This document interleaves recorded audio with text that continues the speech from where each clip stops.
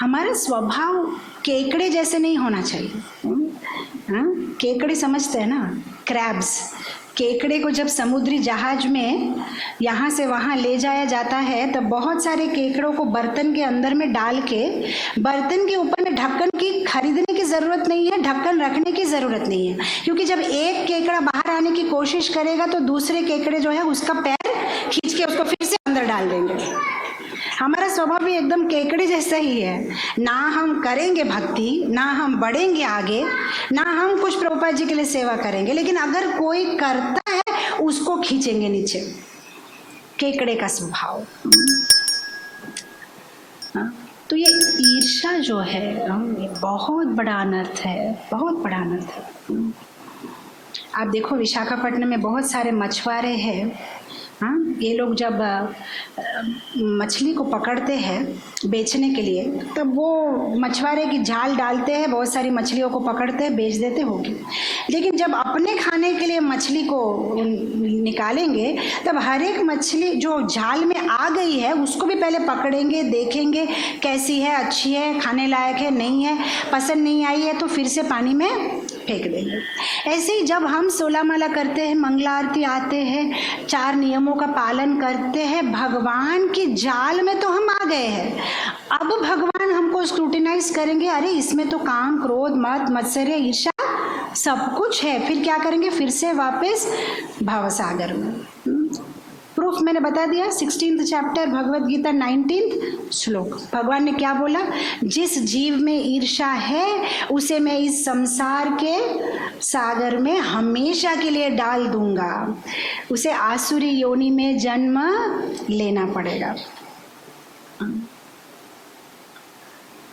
तो इसीलिए हमें बहुत बहुत केयरफुल रहना है। भक्ति जीवन के ये जो अनर्थ है उस पर भी हमें सीरियसली फोकस करना है, कहाँ कहाँ हमारी गलती हो रही है।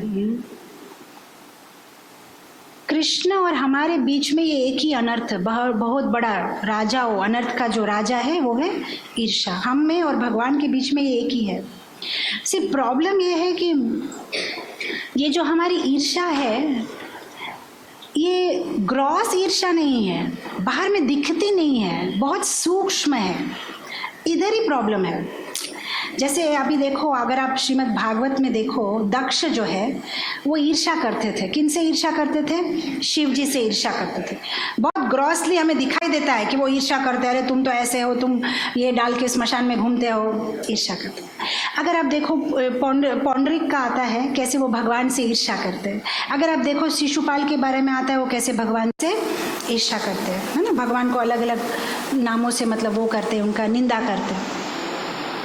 ये हमें ग्रॉसली दिखाई देता है। चैतन्य चरितामृत में देखो तो गोपाल चप्पल की कहानी आती है। श्रीवास ठाकुर की ईर्ष्या करते थे गोपाल चप्पल, ईर्ष्या करते थे, इसलिए उन्होंने क्या किया, श्रीवास ठाकुर के घर के सामने दुर्गा पूजा का सामान रख दिया और फिर सबको बुला के बोला, देखो श्रीवास ठाकुर को आप वैष्णव सोचते हो, वो तो दुर्गा पूजा करता है, वो तो वैष्णव नहीं है। और फिर क्या होता है, गोपाल चप्पल को उसे कुष्ठ रोग हो जाता है, लेप्रेसी हो जाता है। तो ये सारी ईर्ष्या तो हमें ग्रॉसली दिखाई देती है, लेकिन हमारी जो ईर्ष्या है वो सूक्ष्म है, वो दिखाई नहीं दे रही है। और जो चीज़ दिखाई नहीं देती उसका क्यूर करना बहुत मुश्किल है। आज मेरे हाथ में लग गया, पैर में लग गया, खून बह रहा है तो मैं इमीडिएटली सोफ्रामाइसिन लगाऊंगी, बैंडेज लगाऊंगी, लेकिन अंदर में कुछ खराब हो रहा है तो मुझे पता ही नहीं चलेगा जब तक कि वो स्टेज 4 में नहीं आ जाता है ना, और फिर उसकी ट्रीटमेंट करना बहुत मुश्किल हो जाएगी। तो हमारी जो ईर्ष्या है वो दीमक जैसी है। हम ईर्ष्या के बारे में क्लासेस सुनेंगे तभी भी हमारा माइंड ये है कि ये क्लास माता जी इसके लिए दे रहे हैं, उसके लिए दे रहे हैं। जैसे हम ईर्ष्या की बात करेंगे ना, सबसे पहले हमारे माइंड में लिस्ट आ जाएगा, ये माता जी मुझसे ईर्ष्या करती है, ये प्रभु जी मुझसे ईर्ष्या करते हैं, अच्छा है वो लोग भी आज क्लास में है, सुन रहे हैं। क्लास तुम्हारे लिए है लेकिन तुम सोच रहे हो कि वो है कि नहीं, वो सुन रहे हैं तो क्लास। पति लोग सबका नजर जाएगा, पत्नी लोग सुन रहे हैं ना, आपको ही बोल रहे हैं माता जी। पत्नी लोग का सबका नजर है, पति लोग के पास सुन रहे हैं तो आपको ही बोल रहे हैं। एक्चुअली ये ईर्ष्या का जब क्लास होता है हमें ये लिस्ट बनाना शुरू करना है, मैं किससे ईर्ष्या करता हूँ, मैं किससे ईर्ष्या कर, कौन मुझसे ईर्ष्या करता है उसका लिस्ट नहीं बनाना है, उसका लिस्ट नहीं बनाना है। हमारे फिंगर हमेशा उधर ही, इसको जरूरत है उस क्लास की, उसको जरूरत है। हमें छोड़ना है, कौन हमारी तरफ ईर्ष्या कर रहा है वो इम्पोर्टेंट नहीं है, हमें किसी की और ईर्ष्या नहीं करना। तो अभी ईर्ष्या तो हो रही है, अभी तो हम लोग प्रूफ भी कर दिया क्लास में कि हाँ हमें ईर्ष्या, तो सब लोग प्रूफ कर दिए, हाँ हाँ बोल दिए, सब हो रही है। अब इसकी मेडिसिन क्या है, क्या करें अगर ईर्ष्या हो रही?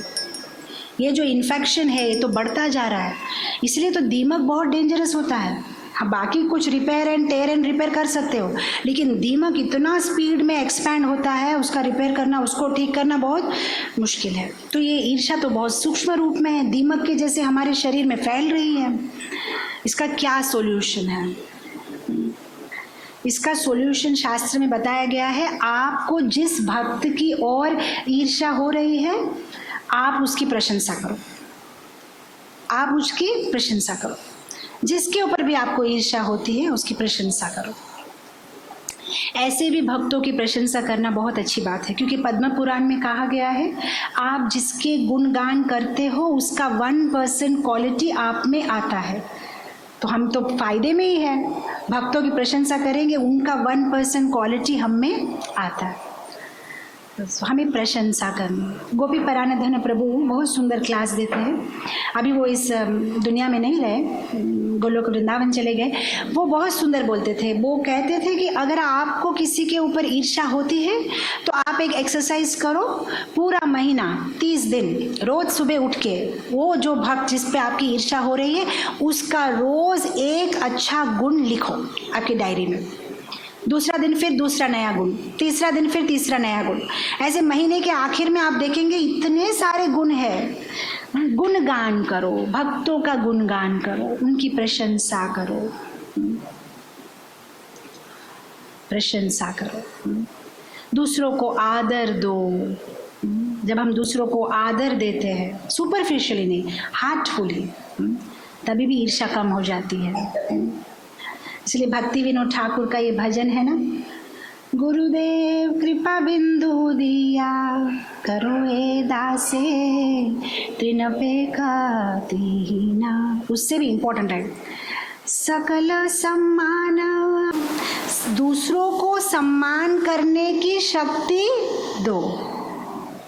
हम दूसरों को रेस्पेक्ट करें, दूसरों को हम सम्मान दें, तबे तो गाइबो हरि नाम सुखे अपराध होवे हाथ। जब हम दूसरों को आदर देंगे, जब हम उन पे ईर्ष्या नहीं करेंगे, तबे तो गाइबो, फिर ही तो मैं आपका नाम गा पाऊंगा। जब मेरे मन में दूसरों के ऊपर, जब मेरे मन में दूसरों के ऊपर ईर्ष्या है, तब मैं कैसे भगवान का नाम ले पाऊंगा?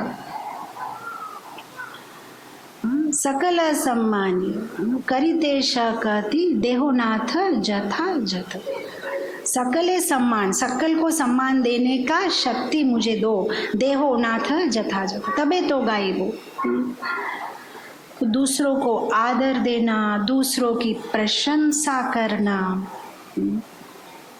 ये करने से धीरे धीरे ईर्ष्या कम हो जाती। और मोस्ट इम्पॉर्टेंट, ईर्ष्या कम करने के लिए भगवान के साथ जुड़ो, धनी बन जाओ, अमीर बन जाओ, तब ईर्ष्या कम हो जाएगी। अमीर बनना मतलब पैसों से अमीर नहीं, भगवान के प्यार से इतने अमीर बन जाओ कि आपको फिर किसी पे ईर्ष्या नहीं होगी। जो अमीर होते हैं, क्या उन्हें कोई रास्ते में भीख मांगने वाले के ऊपर ईर्ष्या होती है? हाँ, आप कहीं जा रहे हो ट्रैफिक पॉइंट पे द्वारका नगर में, वहाँ कोई भिखारी भीख मांग रहा है, किसी ने उसको 10 रुपए का नोट दिया, आपको ईर्ष्या हुई? अरे उसको 10 रुपए का नोट कैसे मिल गया? क्यों नहीं हुई? क्या आपके पास उससे ज़्यादा है? तो आप ज़्यादा डालने की कोशिश करो, अमीर बनो। अमीर बनना मतलब भगवान से इतना प्यार करो और भगवान से इतना प्यार लो कि आप इतने धनी बन जाओगे कि आपको किसी से ईर्ष्या नहीं होगी। आज आप कोई करोड़पति आदमी के पास जाके उसको बोलो, हाँ बोलो प्रभु जी कॉन्ग्रेचुलेशंस, आपको 25 रुपीज का फ्री कूपन मिला स्पेंसर में प्रभु, 25 हैप्पी प्रभु, 25 रुपीज फ्री कूपन। वो स्माइल भी नहीं देगा बंदा, ये क्या करोड़ थी उसके लिए कोई फर्क नहीं पड़ता, आपके लिए बहुत एक्साइटेड है, 25 रुपीज़ का फ्री कूपन स्पेंसर में, हाँ, उसके लिए कोई इम्पोर्टेंट नहीं। क्यों? क्योंकि उसके पास बहुत है। जब आपके पास बहुत हो जाएगा ना, भगवान के ऊपर प्यार, भगवान से मिलता हुआ प्यार, तब आपको कोई फर्क नहीं पड़ता कौन आपको क्या बोल रहे, कौन आपसे कहाँ आगे, ऐसी भावना ही नहीं है, because you are rich, you are rich. Problem ये है हमें ईर्ष्या इसीलिए हो रही है क्योंकि अभी वी आर बेगर्स। हमें हमेशा सबसे चाहिए चाहिए चाहिए, हम किसी को कुछ देना नहीं चाहते। क्या चाहिए? सबसे प्यार चाहिए, सबसे रेस्पेक्ट चाहिए, मान चाहिए, सब समय हमें चाहिए। I want I want I want. जिस दिन हमारा ये फंडा हम चेंज करके बोलेंगे I want to give, I want to give give, then you will be a rich man. Rich man. पति पत्नी के रिश्ते में भी क्या होता है, किस लिए झगड़ा होता है, किस लिए प्रॉब्लम होता है? बिकॉज वो हम दोनों ही भिखारी है, दोनों ही एक दूसरे से भीख मांग रहे। पत्नी बोलेगी तुम मुझे प्यार दो, टाइम दो, पति बोलेगा तुम मुझे प्यार दो, रेस्पेक्ट दो, टाइम। दोनों ही भिखारी, दोनों भिखारी के बीच में फाइटिंग। अरे भिखारी क्यों बनना चाहता है? राजा बनो ना। तुम प्यार दोगे नहीं दोगे, मैं देना चाहती हूँ, मेरे पास है, तुम ले लो, दे दो, दे के देखो कितने आप rich. Be rich, don't be a beggar.